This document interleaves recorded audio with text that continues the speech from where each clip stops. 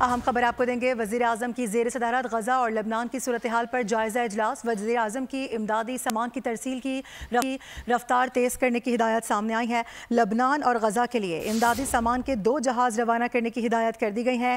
زمینی راستے سے بھی امدادی سامان روانہ کیا جائے۔ وزیر اعظم شہباز شریف کی جانب سے یہ ہدایات جاری کی گئی ہیں۔ کہا گیا کہ اس بات کو یقینی بنایا جائے کہ امداد مستحقین تک پہنچے۔ وزیر اعظم کی زیر صدارت غزہ اور لبنان کی صورتحال پر جائزہ اجلاس ہوا ہے۔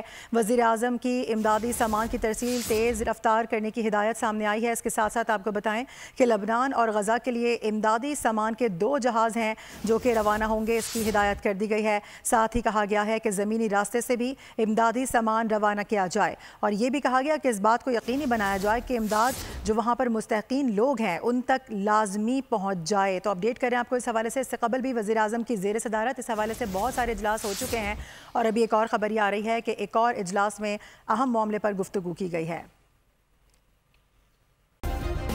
سبسکرائب کریں اور بیل دبائیں تاکہ کوئی خبر رہ نہ جائے۔